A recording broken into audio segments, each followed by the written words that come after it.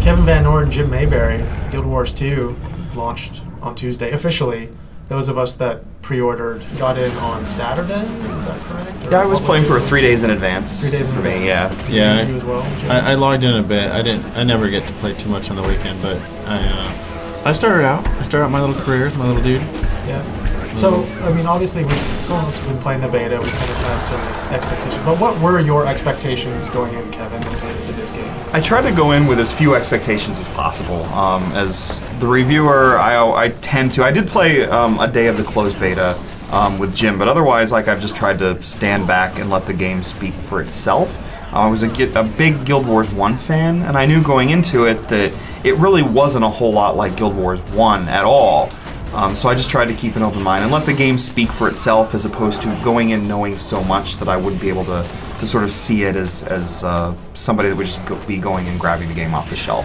And Jim, what about you? You're a big WoW fan, so I am, and I still play it, but I've been waiting for this for quite a while. At least I thought I was, until that last beta that me and Kevin did, and I don't know. At that point, I felt like I'd seen everything I wanted to see but I have to say, I have been pleasantly surprised by what has changed, because I've seen a lot of these games not change in that time. And it's been important too. Like, there's so much.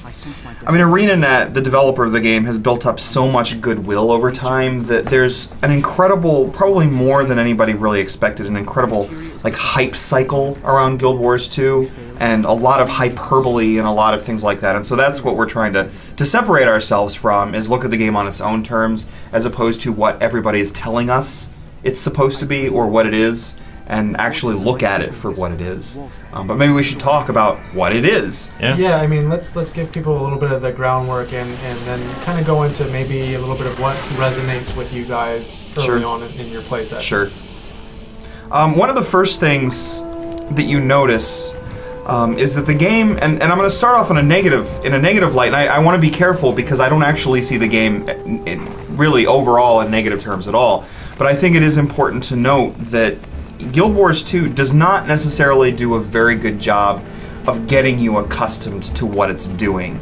It doesn't really introduce you through gameplay in the ways that you expect it to. In Guild Wars 2, there is no quest log. They've completely moved away from this idea that you go up to dudes with exclamation points over their heads and take quests and go and do that thing and come back to them for a reward. Instead, everything is much more flexible and much more nimble. But the downside of that is that when it's time to figure out crafting, you don't necessarily know what to do. You just stumble upon your crafting trainers and start talking to it and do it that way. The same thing with like gathering. I'm out there in the world and suddenly I'm like, oh, I can try to chop down a tree, but I need to get the stuff. And then it becomes a question of, where do I get my stuff from? And so there are these stumbling blocks that I think is really interesting, because Guild Wars 2 in a lot of ways tries to remove all of these obstacles between you and the fun. I felt like there's a lot of transparent barriers that keep you from just truly sitting down and having fun. You do have it because I think the game is a lot of fun, and I think the fun does sort of just happen naturally while you play. But even just like the first aspect of like, you're given a weapon and okay, well, that's not why you picked that character. You didn't want the wand or the staff or something. And you play it for a good fair amount of hours or so before you maybe finally get like the two-handed hammer that you've been wanting. But then later you realize, oh, well, I guess I could have just gone to another city, because you can port around the city so easily, and just bought the hammer because it's actually quite cheap, and started out right away with that. And it just, those are the types of things where you're like, it's hindering the way you want to play it, but yet it's hidden to you as to how you could go around it. Right. And so for me in Guild Wars 2, and I hate that we started out with perhaps my biggest complaint, but it's one that kind of hits you early on in the game, is that it's doing a lot of stuff, but not really introducing you to it in a reasonable way through gameplay, as opposed to just popping a node in. And I think we've reached a stage where enough MMOs are sort of introducing you to the things it does through gameplay that, you know, popping in a note and just telling me that that's the way it can be done isn't enough. And a lot of stuff is really kind of opaque. But this is, like, that's the beginning. I mean, but as Jim said, once you sort of get used to the rules that the game is playing by, which is different from a lot of other MMOs, then you really start to have fun, and a ton of it, as it turns out. And I'm playing the Norn race, and you're playing an Asura, right? Yeah, I chose the little guys just because they hid them from us for so long through the betas that I felt like that was the one that I truly hadn't seen yet. Yeah. So I went with the Norn, which is the northern race. And it's a typical maybe Scandinavian type people, and I went with a Necromancer. Now, one great thing is that no class is limited by race. You can be any race and any class combination that you want. Yeah. You get a really flexible experience. So I've got this Norn Necromancer, and one important thing to note right off the bat is that you've got a skill bar with skills on the left and skills on the right. So you've got 5 skills on the left of your health orb and 5 on the right. And the ones on your left are based on the weapon that you equip. So you can equip up to 2 weapons at one time. And then when you switch between them, your skills change. And what happens is you want to be switching between your weapons during combat. So you use the tilde key to switch weapon sets, and then suddenly not only do you have your weapon, but there's also another item that you can equip. For example, I have a Warhorn that goes along with my axe, and those two things together have a separate group of abilities than when I switch over to, for example, my staff, which is a two-handed weapon, so has no secondary item equipped with it. So that stuff changes, and you can switch between those. Not at any time. There's a small cooldown that affects how frequently you can switch between your weapon sets.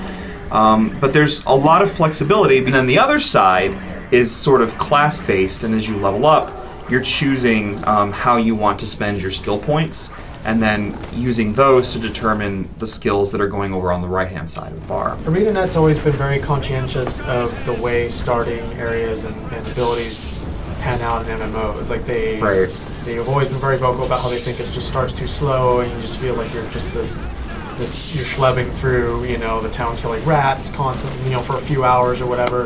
This game, they wanted to kind of kick things off right away. They wanted to make you feel super powerful. Do you think that they've been successful in that? It sounds like just the fact that they're giving you so many options right off the bat is good, but at the same time, like you're saying, it's a little bit confusing, maybe. Right. The upside to that is that, number one, you get a sense of discovery where you stumble upon something, or you find something that's like, oh, so this is how it works, and you start to get a sense of the lay of the land, and you have that. I don't think that games need to lead you by the hand through every step of the way. I do wish Guild Wars 2 did a better job of explaining what makes it different, because you go into it and you're playing it like you would any other MMO, and then there comes that realization at some point that, hey, I'm playing it wrong. But once you get past that, you do have this sense of discovery, and a lot of that is the way quests are designed. You don't see dudes with exclamation points over their head. There is no quest log. It basically is sort of like public quests all the time. You stumble upon things, there's, you do talk to NPCs, and they do give you stuff to do, but there's no place to really look at that. You just then go out and do it. You see these areas surrounded by green circles, and it's an event, so there's an event nearby, you go and participate in it, and you're done. And that's sort of how it works. The only thing that you're really following from waypoint to waypoint is the story itself, and that starts to guide you through. But I think we should talk about the moment-to-moment gameplay. Like, once you get past some of these hurdles, that's where the game starts to really, really shine. Yeah. Is moment-to-moment. One of the things I've found myself doing, and I see in chat a lot of people doing, are the little points of interest. Mm-hmm. There's all these little boxes around the map, and as long as you explore a bit, you'll probably trigger it, and it does show you a neat little area, and the XP is actually substantial enough where I've been not questing technically, whatever the term is for this gameplay where you are in the world and accumulating things, but if you see one off to the side, you should probably go for it, because it's worth your time to go find it. It's a nice looking game, and it sticks me in these little corners of the world that are actually really hidden. There's a lot of little caves, underwater nooks and crannies that you wouldn't find if you didn't start going to look for that little square box that's a point of interest. So. Yeah, the game does considering it doesn't have quests, it does a pretty good job of pulling you along into different areas, and it does it in ways that we're not used to seeing in the genre. So, you've got these spots, these Assassin's Creed-y type spots that you platform to, and you go up there and you get to look around. You get the nice spin around too of the area, or yeah, totally. You get that, and so I always see the little red triangles on the map, and I'm like, I want to go over there. Not only because there's a benefit, but also because it's just really cool to figure out how to get up there and then to get that lay of the land. And then, as Jim said, you're constantly being pushed along into the nooks and crannies. Because the waypoint system in the game, there are a ton of waypoints, and so you always want to sort of constantly be unlocking them because those are also for quick travel. So once you visit that, then you can go to the map. You can quick travel to any of these places at any time, and that's one of the examples of how the game is sort of removing an obstacle from you, is like letting you, once you get there, just almost go anywhere you want, even a given city, a given town, like the hubs.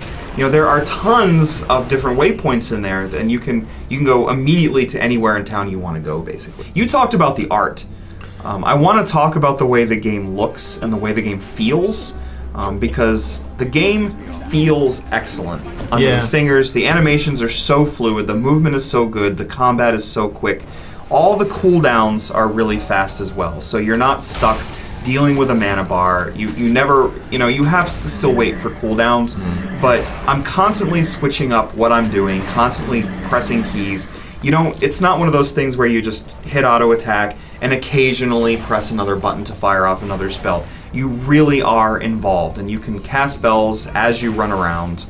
And that's important not stuff. a lot of, or any at this point where you actually locked into standing there while you cast something. I haven't encountered anything where you're locked into standing. I can cast any of my Necromancer spells so far when I'm moving around, and I think that's real key, especially when you have enemies that you have to jump out of the way. You have an active dodge where you can get out of the way. Again, you can't spam it. I do feel it's a little unresponsive, because I like the double tap as opposed to the actual key button. Right. And I find, like, when I actually consciously think, oh, get ready to dodge, and you double tap, and I don't know, it just, that's the one button I feel like there's a big emphasis on it, but the response, it's not like Terra, where Terra you move the second you hit that button. So. Right.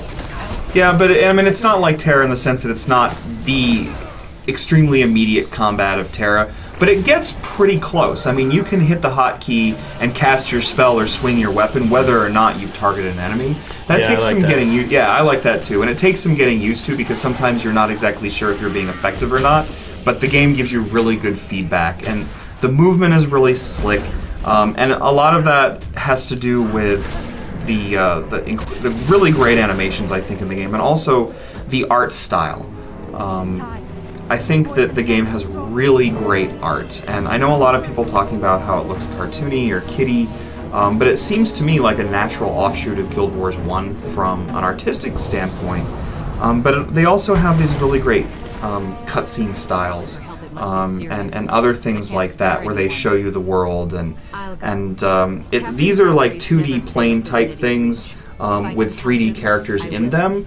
And there's this sort of parchment effect that they do a lot of around the edges of the screen. Hey, you! When you get poisons, like the parchment edges sort of turn green, and they have this really great style that they're using where they're trying to communicate to you, but in a much more subtle way than you're used to seeing in MMOs. Well, something that maybe you guys can close with this, but PvP obviously is a big element of Guild Wars 2, and Kevin, I know that you've had the chance to try a little bit of it. Yeah, I think it's fantastic. It's easily my favorite part of the game so far. I like the PvE a lot. I'm moving around, I'm going quickly through the world, and I love the environments, and so I'm moving and doing cool stuff out there, but it's really the PvP that's making me excited. Because you've got really two types of PvP. You've got your one-off matches where you go into sort of a PvP lobby and you interact and you can buy things there, but you're immediately bumped up to level 80. You've got access to everything that class can do, and then you just go in and you start putting together your builds in whatever way you want, because you're not limited to what you've done in the PvE. Right? So those one-off matches are a complete blast, and a lot of that has to do with the game giving you really good feedback, and again, with the moment-to-moment gameplay being so incredibly fluid and so incredibly fun that I never feel like I'm struggling with the game, like I'm involved in what I need to be doing in the match, rather than having to constantly come up against things in the game that make me feel like I can't do what I want to be doing. But it's really the world versus world that everything starts coming together. And I've played what feels is like a substantial amount so far, and I still don't always have a sense of exactly what it is that I always need to be doing at any given time. But the basic structure is you've got people from different servers competing against each other. So it's very reminiscent of Realm versus Realm back in Dark Age of Camelot. The difference being that this is server versus server. So it's all factions from your server against all factions from two others. And so you're coming up against people constantly, and it's not just other players, it's NPCs, and it's gaining control of different spots and managing resources so that you've got constantly getting NPCs that are working on your behalf out into the world, and it's just really dynamic and a lot of stuff going on all the time. It can get a little hectic. Yeah, that's my one complaint is there's a lot of awesome looking spell animations and effects and particles and stuff like that. And when you're playing solo, are definitely discernible like what's going on. But as soon as you throw down 10, 12, 30, 50 people, yeah, you're just sitting there getting bounced around, hopefully killing stuff. And I know that will eventually start to come together, but that's one of the first things where I was like, whoa, there's so much stuff going on right now that I can't even understand. So when I start these MMOs, I usually want to play them to PvP, but I always am so used to all the PvE content beforehand. I have to admit I've approached this game already that way, even though I know you don't have to. So I've been doing nothing but PvE. Well, the world versus world is tied to your PvE in the sense that where the one-off stuff, you immediately get access to everything. Mm-hmm. With world versus world, you're moved up to level 80, but you still only have the skills that you've unlocked in the PvE at that point. So that's tied together a little bit, and I think that's really smart design that gets people making sure that they're mixing stuff up, because if they're really into the PvP, they're still going to need to go back to the PvE so that they can get all that stuff unlocked and really get access to the stuff that they want to be using. The cool thing too there I found was the first time I went there was actually the first vendor I found that had like the two-handed weapons, which is what I had wanted to use from the get-go. So I bought them there, played the World v World for like 10 minutes, realized I needed to go back. But then I had those weapons, and they were like literally coppers, so it was like, it cost me nothing, and then I actually gained those weapons that I could, they weren't like good quality ones, but they still allowed me to get that skill set in and start building out those skills. But you can go and start the crafting. One thing that I like about the crafting is that early on, in so many MMOs, you always feel like you're having to catch up with the crafting because you start crafting stuff, and then you can't use it because it's always just a little bit beneath what you can actually use, the strength of what you're getting just from doing quests and just from doing other stuff in the game. So I always feel like when I'm crafting in most MMOs, I end up creating stuff that other people use, that I just go off and I contribute to the economy, but I'm never really contributing directly to myself. Whereas this changed. Like one of the first things I crafted was better than what I was carrying around, and part of that has to do with the fact that you're not actually like in MMOs constantly showered with new stuff that's better than what you have. Like you go out and I'm constantly doing stuff, and at level 19 or level 20, I'm finding gear, but a lot of the times it's not tons of it like you might be used to in other MMOs, and because you're not getting quest rewards a lot in the way that you do in other MMOs, like the crafting actually meant something for me. It was actually something that I could use, and that was something nice, a nice touch. And, I just want to throw this out too. Like, the nature of what we do for a living means that we nitpick, right? Yeah. It's what we see. I mean, and it was really easy to start in Guild Wars 2. A lot of this stuff really is nitpick because everything that the game is doing is pretty good, and so this little stuff stands out. A lot of the time, stuff that you may not even notice in another MMO, because there are other quality problems. But, here's a game where the stuff that we're picking out is really nitpicky because it's sort of, the Secret World is the most recent MMO that came out probably before Guild Wars 2 of any note. And it's interesting to note that Guild Wars 2 is sort of the anti-Secret World in a lot of ways, because where the Secret World's moment-to-moment gameplay really isn't all that good, it's much more interested in building mystery and suspense and delivering a different kind of questing experience. Guild Wars 2's moment-to-moment gameplay is easily where it shines. It's interested in being fun. And so when you're traveling through the world, when you're in combat, when you're doing all this stuff, it's just really, really fun. And I would say that being fun is a really good thing for a game to aspire to. Yeah, no, I've been enjoying my time so much that, of course, we have to bring up the fact that Blizzard is launching their game, the next expansion next month, but they just happened to drop their big patch yesterday. Coincidentally, on the same day that Guild Wars 2 and I mean, was yeah, released. it's a blow, it's a marketing move, and I have to admit, I was a little torn, but the two games they're really different, and the thing that I want people to take away with Guild Wars is the fact that, so you buy that game and you don't have to pay for a monthly fee, and I know that's going to be a good point for a lot of people, and I think it is a good point. Actually, one of my pet peeves is people calling almost every other MMO a WoW clone. Well, what's not a WoW clone? Because it simply has elements. What's not a Yeah, I mean, we've reached Ultima clone. I mean, yeah, I mean, we've reached the stage, I think, where there's so much diversity, and we can see that just this year. We've seen completely different games between let's say Terra, the Secret World, Old Republic, which came out like almost this year. Yeah, almost. As well as Guild Wars 2 and other games, and I think we've reached a stage where we can safely say we don't need to call these games WoW clones anymore. These are actually very diverse games. Yeah. They happen to have elements in common because they belong to the same genre, but we've reached a stage where there's enough diversity where we can celebrate what Guild Wars 2 is doing without having to say, hey, this is a WoW clone, because it absolutely is not. So Guild Wars 2 is available already. You can go out and buy it. Can we expect a review soonish? I'm working on it. I absolutely encourage everybody. I've been live streaming a lot of the game. Go to GameSpot.com and you can see that it's called the Guild Wars 2 Live Stream Extravaganza.